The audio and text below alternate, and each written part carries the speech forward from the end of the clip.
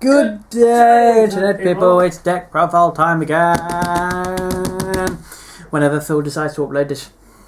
As you can see down here, it is the deck some of you have been waiting for. It's the Alfred build. We'll be honest with you that we did film a version of this earlier on, but I decided it was rubbish, so I asked Phil to delete it. So we have a different version of it, a more improved version, the version that took into my testing and tweaks. Sure, starter! Guidepost Sage Elrond. I would have run him at 2, but I haven't got 2 yet. Counter +1, put this into your soul. If you have a Vanguard of Alfred in this card name, search your deck for any grade 2 or less card not named Elrond and call it to the open rearguard circle. Finds any grade 2 or grade 1 not called him. So, and grade 0. Enough said. Triggers. Triggers.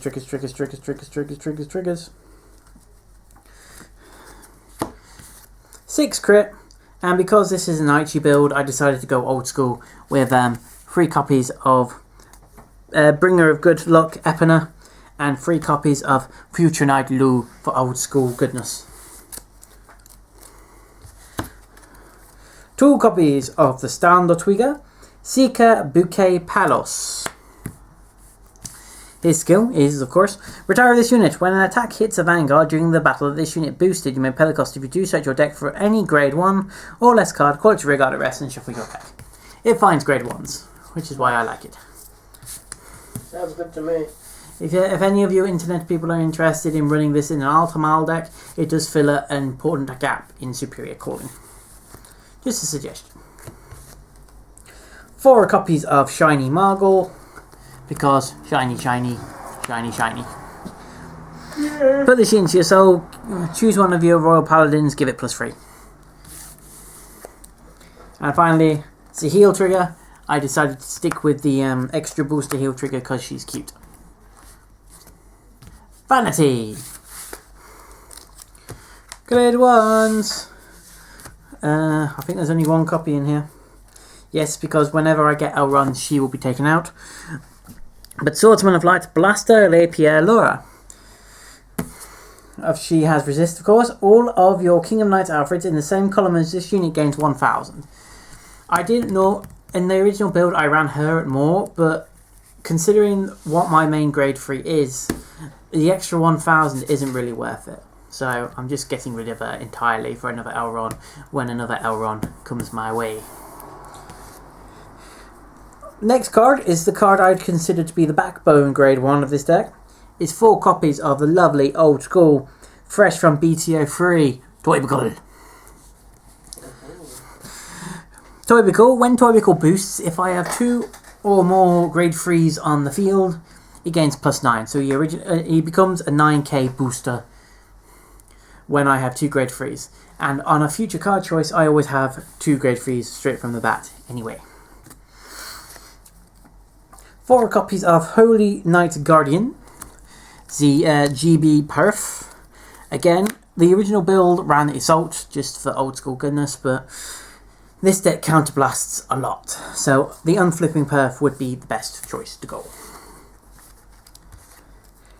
Now, you may have watched the video where I play Lena with an early version of this deck, and one of the comments you heard me say was I needed more shield, which is why I run 3 of this bad boy. Knight of the Gale, Hideous. Choose a card from your hand and discard it. At the beginning of the guard step that your Vanguard with Alfred in his card name was attacked. You may pay the cost. If you do, move this unit to the Guardian Circle at rest, and he gains +10,000 shield until the end of the battle. He becomes a 15k guard at a ditch. So he has saved me but quite a few times. I will give you that much. Stephen.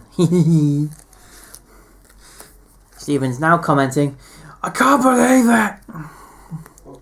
Finally, 2 copies of Hidden Sage Milon.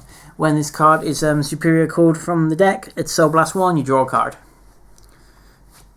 Simples. Grade 2s. This card I run at 4, and it's the only grade 2 I run at 4. So he's quite an important card. And when you see what he does You may understand it. Right. So I run 4 copies of Sage of Salvation Benon. What Benon does is, when this unit is placed on regal, you may pay the cost, which is counterblast 1. Search your deck for up to 1 card with 6,000 power. Call it to the rear guard in the same column as this unit. Now, why do I run this person at 4? Because, internet people, bar 1 card in my grade 1 lineup, every single one of them is a 6k base. Let's get rid of the Holy Knight Guardian, because I'm not going to call Holy Knight Guardian out. However, the 3 main grade 1s I run are each 6k bases. I can pick any one I want. I need an extra card, Mirren. I need help with guarding in the future turn, him. If I need boosters, Toybugle. What's not to love about it? That's why he's at 4, because he is a backbone. He helps me fill the field easily. That's why he's around. Now, next card is an experimental card. Agreement Seeker Menprius. Now, this card was... I'll be honest, I don't have an eidetic memory. I can't remember every single card. So I was on Cardfight Wiki doing some research, looking at cards that I could put in this deck. And this Seeker card popped up because of his ability. When this unit attack hits a Vanguard, you may pay the cost, which is a counterblast of 1. If you do, look at the top 5 cards from the top of your deck and search for 1 grade 3 or greater from among them, reveal it to your opponent and put it into your hand. Now, he's run at 2 because he's an experiment to see how he works. But the reason why he needs to find the grade 3 is because the grade 3 is incredibly useful in this deck for 2 reasons I will get into later. 2 copies of Galatine because it's Galatine. I love Galatine. He's my favourite 10k. He's your boyfriend. Shut up. He's my bodyguard. Shush. And finally, 3 copies of Ahmez, who is he's an 11k hitter when there's an Alfred on the Vanguard circle, and he has a skill which helps you find Blaster Blade. But as you have noticed in some people, I don't run Blaster Blade. However, for those of you who are interested in running Blaster Blade, his is Counterblast 1. When this unit attack hits a Vanguard, if you have a Vanguard with Alfred in its card name, you may pay the cost. If you do, search your deck for up to 1 card with Blaster Blade in its card name. Call it to rearguard with this unit. Shuffle your deck. Choose one of that unit's auto, and until the end of that turn, that ability's cost becomes 0 until the next time it is paid. So, you could run Blaster Blade, do a Counterblaster 2, or if you wanted to be sneaky, run Blaster Blade Spirit. Because it says in the name, it does say in the name, with Blaster Blade in its card name, not just Blaster Blade.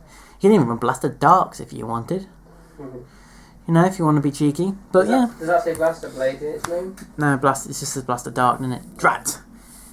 If it said Blaster Blade Dark. Blaster Blade Dark.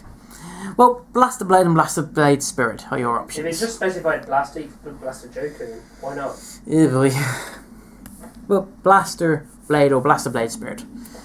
I'd probably recommend Blaster Blade Spirit because it's less counterblasts, and it's a 10, which is useful. So, suggestion. Grade 3s. My grade 3 choices are quite simple, really, in this deck. So, 4 copies of King of Knights Vanguard Ezel, and 4 copies of King of Knights Alfred. Now, remember what I said about the Seeker card? The Seeker card here, the ones that find grade 3s. Why is it important? Well, it's important because Soul Blast 2. Choose a card from your hand with the same card name as a unit on your Vanguard circle when this is in Legion. If this Vanguard is in Legion, search your deck for up to 1 grade 2, grade 1, grade 0 card, call them to separate regards and shuffle your deck. So, if you already have a grade 3 in hand, this little baby helps you find the cost for the main effect. If you don't want to do that, he can still find Stride Fodder, which is why it's an interesting experiment. Now, don't forget, this deck is of course a Legion. It is a Legion build. The main Vanguard I use is my Legion. I've had a few games where I've ridden on Alfred and I've still been able to win, but the Legion is my main tactic. Because, why is the Legion? Even though when this card's in Legion you can't boost, don't forget Alfred's little skill, which of course it is. During your turn, this unit gains 2,000 power for each of your Royal Paladin Rearguards, which works if he is in Legion. So if you have a full field, the Legion power is 21, that becomes automatically 31 with a full field because of Alfred's ability. Whoa. Hitting power, huzzah! Now, strides! The strides in this deck are really quite simple. We'll start with the toolkit ones. We run one copy of Blade. When the attack hits, search your deck for a grade 2, call it to a rearguard circle and shuffle your deck. Other card is Divine Knight of Flashing Flame, Samuel. He's a cool card. When this unit attacks a Vanguard, if the number of cards in your opponent's damage zone is 4 or less, and the number of rearguards you have is 5 or more, so you have to have a full field, you may pay the cost, which is a counterblast of 2. If you do, choose one of your opponent's Vanguards and automatically deal 1 damage. Bang! It's funny because in a Royals deck, generally you do have a full field. It's quite rare that you don't, unless you're against like Taco or something. Yep. This is why these two are 2 toolkits, because he is a very circumstantial stride. He only works if you have a full field, which is why I only run him at 1. Which is the main reason why. And Blade is just a bog standard staple for Royal Paladin strides, really. Next, we run 2 copies of Rain Elements Maju from the same set. From the Manga Booster 1. Well, Maju was a Fighters collection, weren't she, beforehand? Was Maju Fighters collection? I think it was the... yeah. But obviously that's Vanguard versus Delete or whatever it's called. Right, so Maju's skill. When this unit is placed on the Vanguard circle, if you have a heart card with original power of 10,000 or less, you may choose a grade 3 from your drop zone and put it back into your hand. Now, why do I run Maju? Now, as I said, ideally I want to be in Legion, don't I? So, let's put the Legion back on the field. There we go. Put the Legion back here. Now, I'm in Legion, Stride, so I'm ditching one of these 2 to Stride. Because I'm not going to use the rest of my hand to Stride, I'll only use grade 3s. Stride, Maju. Now, don't forget, Ezel may be 11, however, Alfred is a 10. So you can still use Maju's skill to put Ezel or Alfred back into your hand. The next turn, use it to pay the cost of the skill. That's why I run 2 Maju, because she gives me options. She gives me the strength and power and the triple drive of a stride. However, it allows me to set up for next turn to fill my field again, should I need to. That's why I run Maju. Now, late game, should I wish to push for game with Supreme Power, there is only one real card that you can use in any Royal Paladin deck. And of course, that is Holy Dragon, Saints Blow Dragon, a favourite of mine and Mr. Phil's. And of course, we run it at 4. Saint Blow skill is choose a face down card named Holy Dragon, Saint Blow Dragon from your G and turn it face up. This unit gains 3,000 power for each of your rearguards until the end of turn. If the number of face-up cards in your G-zone is 2 or more, and the number of rearguards you have is 2 or more, this unit gains or crit until the end of turn. So this is massive central striking if you have a full field.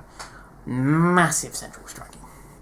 And don't forget, if my deck works, I do have a 9k booster behind the Vanguard too. Hee. Always useful. Well, Internet people, that is my Royal Paladin Alfred build, and this is I now consider this to be my main Royal Paladin build. My Altmile build and my Sentry Guard build you have seen in the past. It's currently lying in my desk drawer, it hasn't been used for a while. This is now considered my main Royal deck. Now, thank you, Internet people. Don't forget to leave any comments, suggestions or criticisms in the comment section down below. Don't forget to check out our social media sites of Facebook, Twitter, Tumblr and Patreon. We hope to see you next time. Goodbye. Goodbye.